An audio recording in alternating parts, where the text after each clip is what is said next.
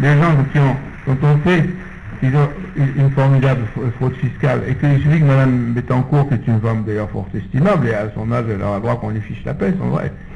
Et en plus, qu'elle a une grande vertu, c'est quand même, faut voir, Bettencourt, elle n'est pas une émigrée fiscale. Elle est à Paris, à Neuilly, ouais, Neuilly. Mais elle paye des sommes d'impôts énormes. Et évidemment, vous direz, elle a tellement d'argent. Oui, mais elle n'est pas une émigrée fiscale. Vous savez que moi, je rencontre beaucoup d'émigrés fiscaux pour une raison que je peux vous dire, c'est que les dispositions fiscales actuelles font que beaucoup de gens se rachètent leur conscience, on peut dire. Ils habitent Bruxelles, Genève ou la banlieue de Lille, pas loin de chez toi, pour des raisons fiscales.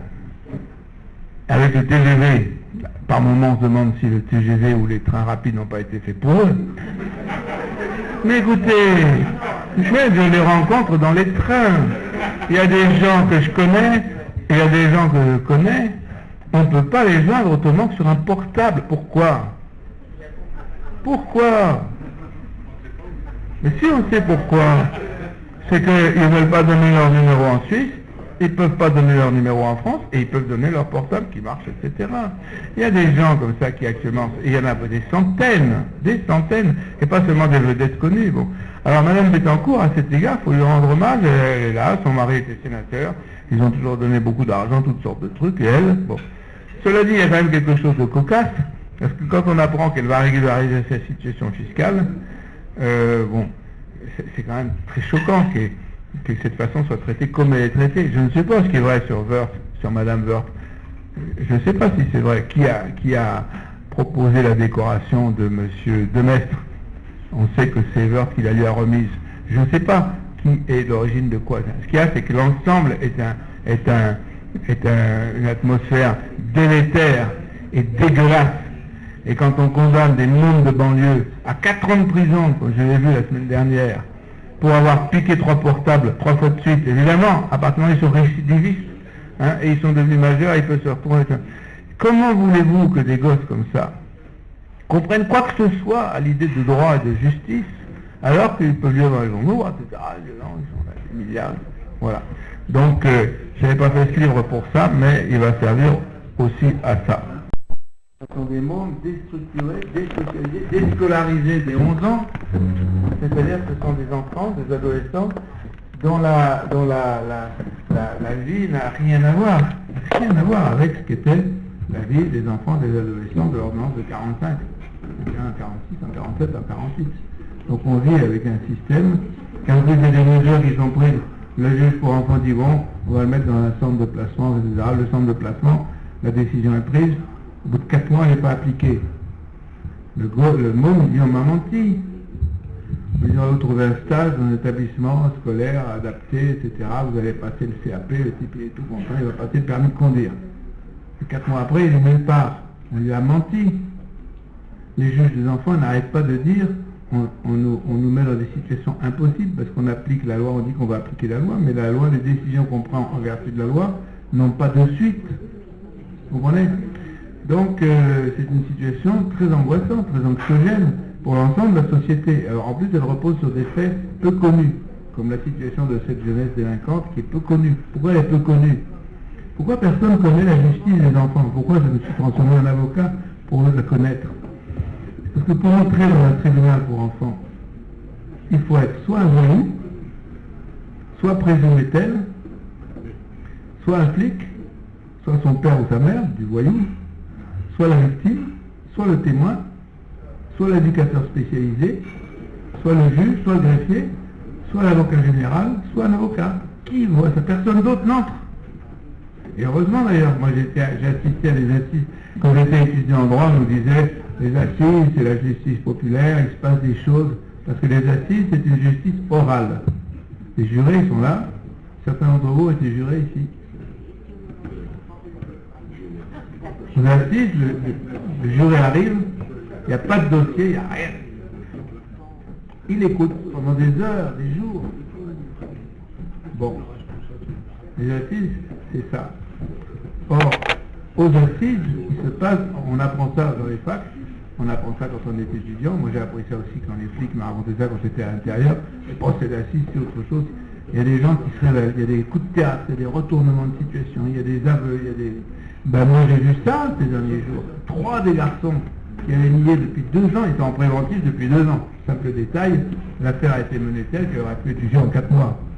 2 ans de préventive. Il y en a qui ont, sous mes yeux, reconnu des faits qui niaient depuis 2 ans. Pourquoi? Parce qu'il y a une ambiance qui n'est pas le procès public. Il n'y a personne. Dans l'affaire des assises pour mineurs, il n'y a personne derrière. Derrière moi, il y avait 100 places vides.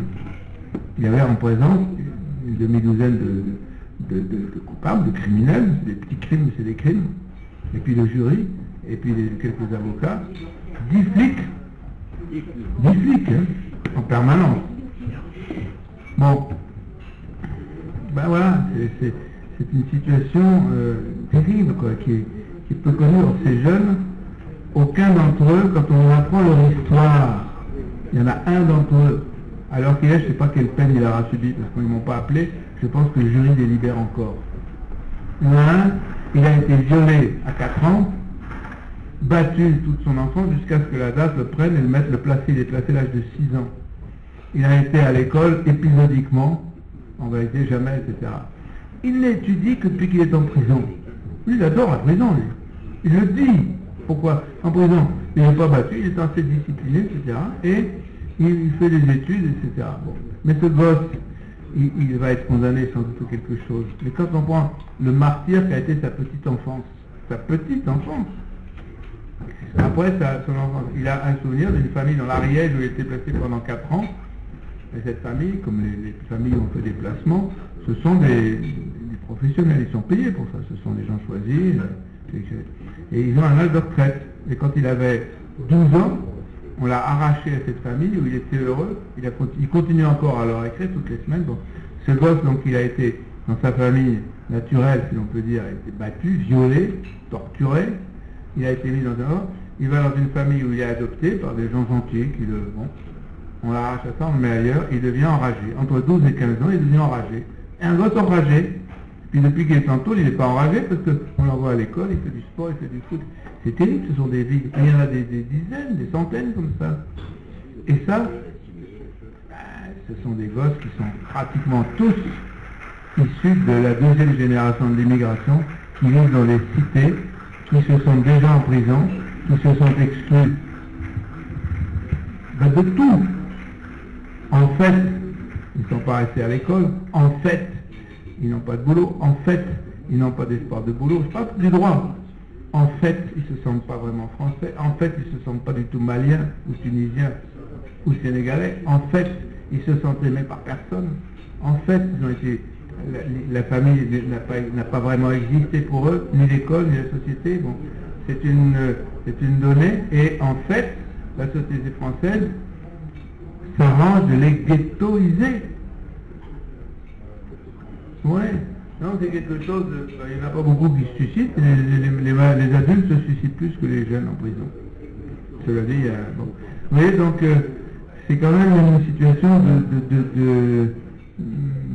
d'un pays qui a du mal à se regarder lui-même et qui, pour certaines dimensions de sa société, ne veut pas se regarder du tout lui-même. Je pourrais en dire autant, parce que moi j'étais député d'une région agricole pendant 20 ans, je pourrais en dire autant de la paysannerie, de la petite paysannerie pauvre ou moyenne, qui sont des gens qui sont dans une situation qui... Alors eux, ils se suicident. Hein. Les hommes se pendent et les femmes se jettent dans les puits.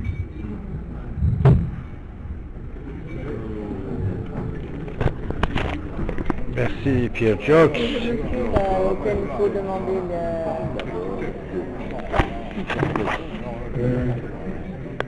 Merci, je vais avoir mes brochettes.